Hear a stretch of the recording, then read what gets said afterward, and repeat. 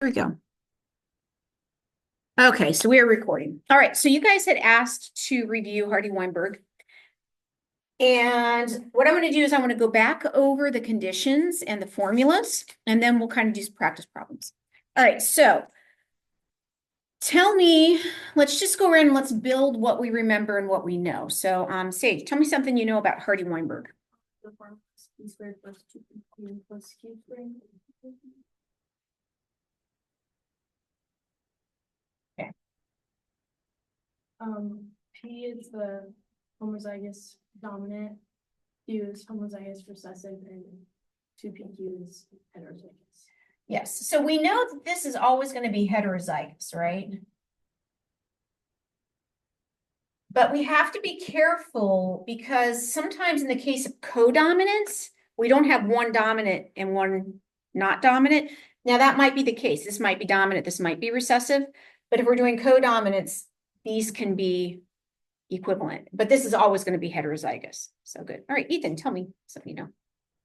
P and Q are like the frequencies, numerical frequencies, like proportionally in the population. Yeah, so if you have if we have two alleles, this would be the frequency of allele 1, and this would be frequency of allele 2. Okay, good. Sage. The p squared would be like the dominant set versus So, really not necessarily dominant, but like. right. So what we can say definitively is we know that these are going to be homozygous. Sometimes this is going to be recessive, and sometimes it's just going to be, if it's in case of codominance. But yeah, so those are going to be homozygous conditions. All right. P plus q equals 1. Yeah. So we also have to know that P plus Q equals 1. And remember, when we're thinking about this, we're talking about percentages. So we're looking at if our population is a whole, and you've got, the P allele and the Q allele, right? And there are percentages of the this is 1. So the 1 is one population. And if you have a single thing, the percents of all that thing have to always add up to 1. So if you have the percents of students in the school and you have grades A, B, C, D, F, that's all going to add up to 1 if you add up all the percentages. So you have to think about the fact that when we say P plus Q equals 1, we're talking about 1 of a whole thing. All right, what I haven't heard is we have certain conditions where Hardy-Weinberg applies, and only in those conditions.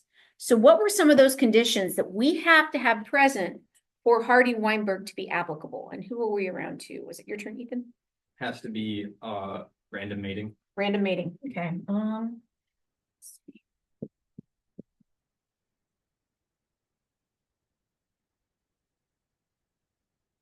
Okay, Sage, give me another one.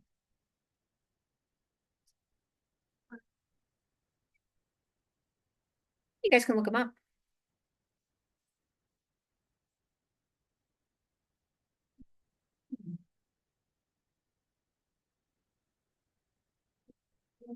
No, like movement inputs. Yeah, you're on the right track. Keep going.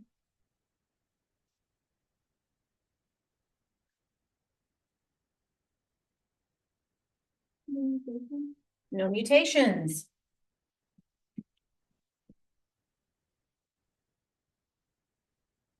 No migration. No migration.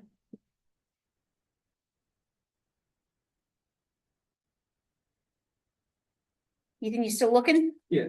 Okay, got another one, Sage? Large population.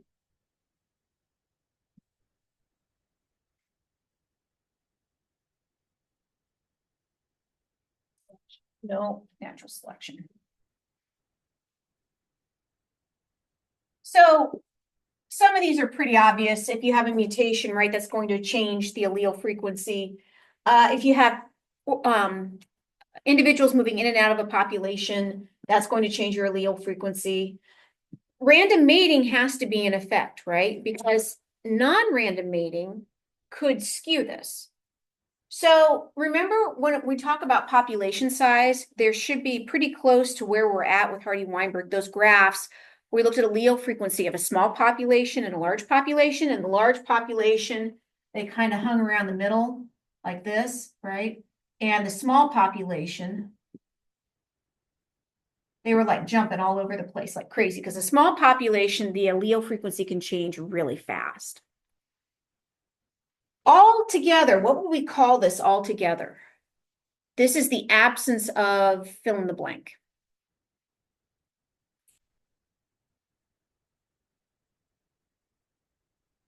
When we get changes in a population that are driven by change in natural selection, what's the term for that? The vocab term.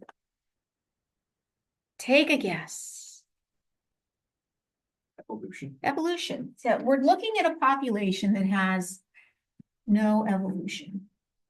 So where we kind of ran into difficulties was understanding what we use Hardy-Weinberg for. This is, we talked about when we do Punnett squares in genetics, that gives us a probability, right? If we do Hardy-Weinberg calculations, that allows us, if our allele frequencies stay the same, if all of these things are in place, these allele frequencies will be the same from generation 1 to generation 2, generation 3 to generation 4 to generation 5. It won't change. But if we do a calculation and we predict this, but instead we get this, something up here has happened, right? So that's really where Hardy-Weinberg is useful for us, in that it allows us to determine if a population, if the allele frequencies in a population are changing, and if so, by how much.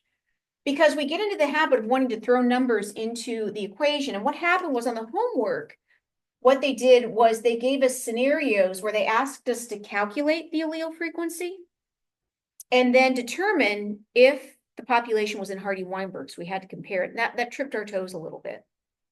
We don't have to go that deep for the test, but I do want you guys to have a good handle on what this means and how we use this. Keep in mind too, this is the frequency of this allele. This is the frequency of this allele. These are the frequencies of genotypes. So that's the other big toe trip we had, is that you guys didn't understand always that this is a genotype. This is a homozygous genotype, possibly dominant. This is a homozygous genotype, possibly recessive if we have a dominant recessive pattern. This is always going to be the heterozygous. Okay, so you guys have your whiteboards. Let's run some practice problems. And why don't you guys go ahead and grab this sheet? Do you have your answers written out on that sheet? Can you look at the problems without looking at your answers?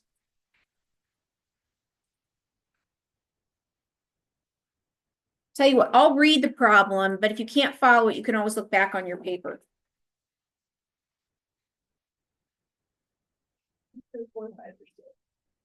Oh, okay. The first two we have answers written down, but 4, 5, 6 we don't. Okay, well, I wanted to go back through 3.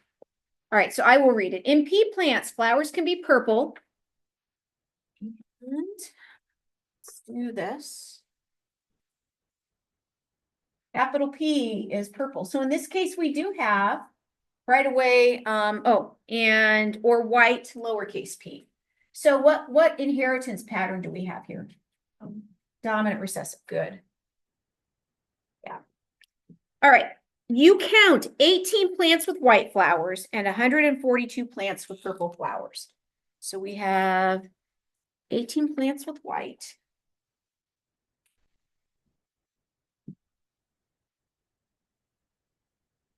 And you have 142 plants that are purple.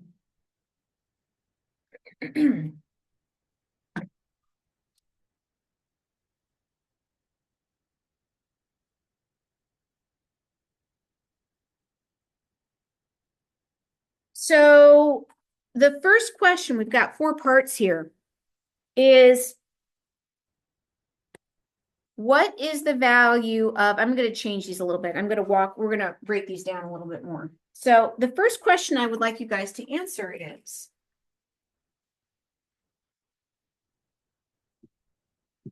what is the value of q squared? Let's see what you can do with that.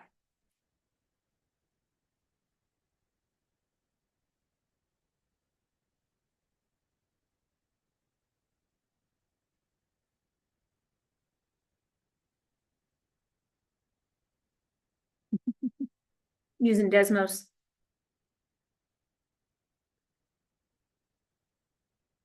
When you think you have an answer?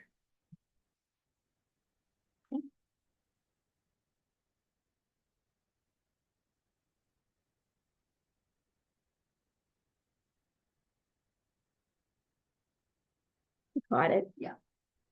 So some of you are giving me 18, but remember, these are percents.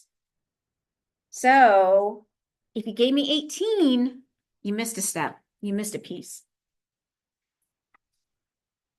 There you go. That's keep my calculator turns on. Well, actually, let me double check here because I don't have.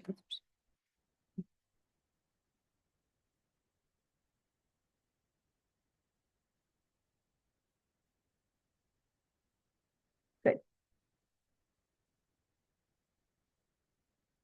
Good. All right. So the second thing that you guys caught, and no one fell for it, was that you remembered you have to take 18 and you have to divide that by the total. I was thinking maybe some of you might have tripped and gone for the 18 divided by 142, but that's going to be your percent. And this ends up being 0.1125. Okay, so the next question is, what is the value of Q?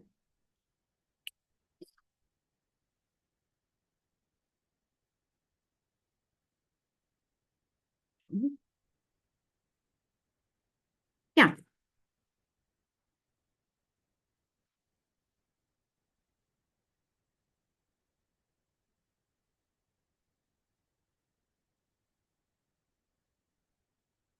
Good.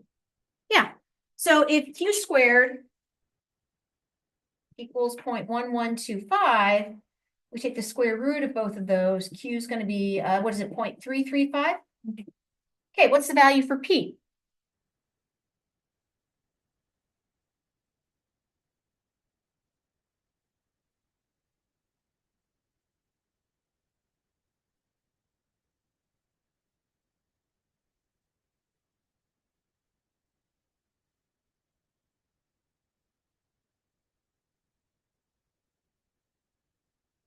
Did everybody put up their boards? Okay, yeah. So if Q plus P is 1, then we know that P has to be 665. So now,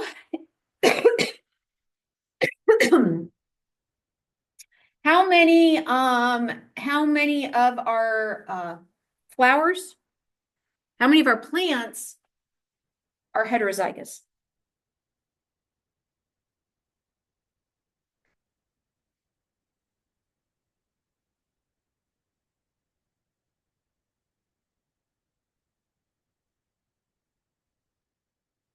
Mhm. Yep, good. Yes, they just got no. Oh, you were just like running. Yeah. Okay, let me back up a step. What percent of our plants are going to be heterozygous?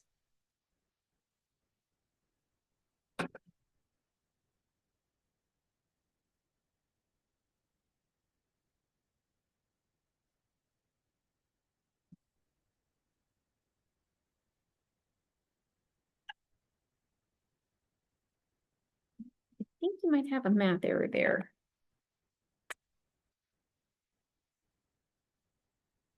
Oh, Yeah. yeah, I do. Yeah, I think you must have punched it in wrong Mhm. because the way you had it set up was right. Okay, so remember, we're looking at percentages. So now you've got the percentage. If you didn't already, can you tell me what the total number of plants is going to be that we predict that have a heterozygous genotype? You already had it up.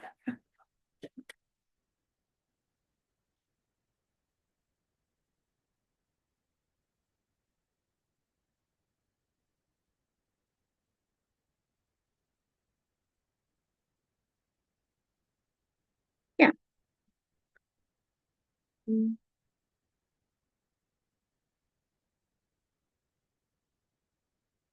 What you got, Ethan? Okay, there's your percent. So then if you want to know the total number of plants, Multiply by 160. yeah, multiply by 160. Good. That's going to give you 71. So, okay, the good news is, as we're going into this review, you guys remember quite a bit. You did pretty well with that. I didn't really have to prompt you guys much. Let's work on some that are maybe a little bit more challenging.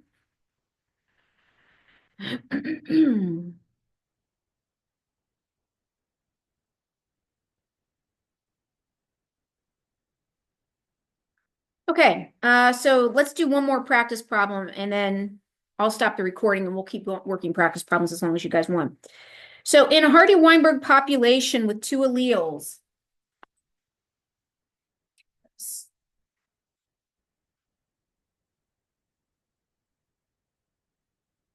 in a Hardy-Weinberg population with two alleles, capital A and lowercase a, and we are in equilibrium.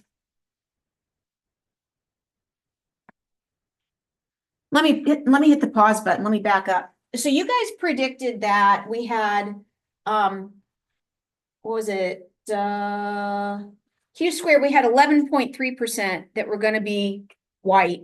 We had, you predicted, now, is there any way to tell if our heterozygous, homozygous numbers here are, that have the same color? Is there any way to tell if those numbers are correct? Like, can you look at a plant and go, okay, I know you're homozygous dominant? No, but we can always do a test on this guy, right? Because he looks different. So if in the next generation, all of a sudden, I have a Q squared value of 0.2, what is it? So what are we getting at? What has happened there? Here's what I found. Okay, yeah. Something happened. Some seeds blew in from a neighboring field. We had some migration. There was a mutation. Something happened. So, yeah, don't forget to focus back on what this all means. Okay, let's go back to our practice problem. All right, Hardy-Weinberg population with two alleles, capital A and lowercase a, and we are in equilibrium. The frequency of allele A is 0.1.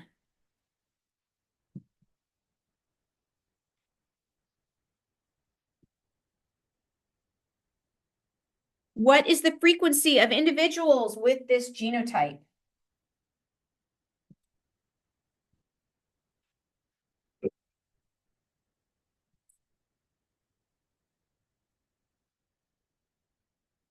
I'm going to pause the recording while you guys work on this.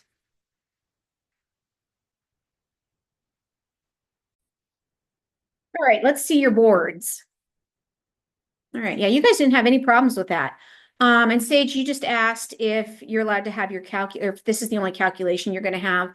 Don't forget, we've got logistic growth, we've got exponential growth, and we've got mark recapture. You will have a formula sheet, but it won't have any explanations as to what the variables are. So you have to remember what the variables mean. So you might have some calculations there. Actually, honestly, I wrote the final a while back, so I don't remember. I'll have to look and see, and I can do that. Okay, let's do one more practice problem. Suppose 64% of a remote mountain village can taste phenylthiocarbamide, PTC, and must therefore have at least one copy of the dominant PTC taster allele. This population conforms to Hardy-Weinberg equilibrium for this gene. What percentage of the population must be heterozygous for this trait? So let me just write some of this down because you guys don't have a copy in front of you. So we've got 64% can taste.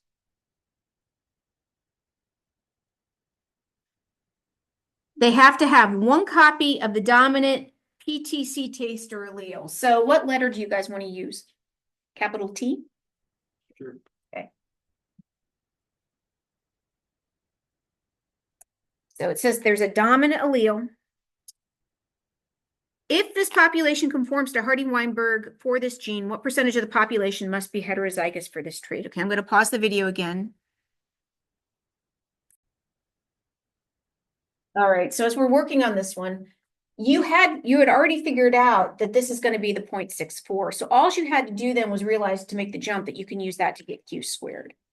And then once you guys get that piece, you're rolling. Ethan, what'd you have? Yep. Okay. Let me see that again. I think you might have a.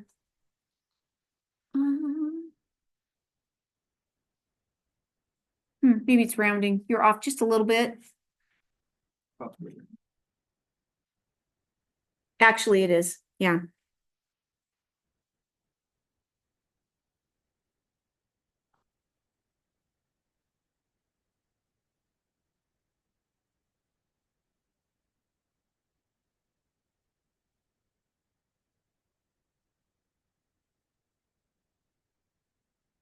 Boom. All right. Nice job. Everybody got it. Okay. You guys want to do one that's really tricky? Okay. All right. So you sample a population of butterflies and find that 56% are heterozygous. What should be the frequency of the recessive allele in this population? Okay, so again, let me say that again. You sample a population of butterflies and find that 56% are heterozygous at a particular locus. What should be the frequency of the recessive allele in this population? And I'm telling you guys ahead of time that it's a bit of a trick question. So let's see what you guys can do with it. And just in the interest of time, again, I'll pause the recording. Okay. So as I stepped away to get my water bottle, what did you guys all say when I walked back in the room? No. Not enough information because, right? You've got your 2PQ. Do you have any way of solving P or Q? No, and that's letter D is allele frequency cannot be determined from this information. So I really feel good about where you guys are at. You're doing well. Make sure you understand too. It's a lot of concept in this. Make sure you understand the concepts. There's a couple with calculations, but there's also, what are the conditions we have to meet and what does it mean for those conditions to be in effect and not in effect? Great. Nice job, guys.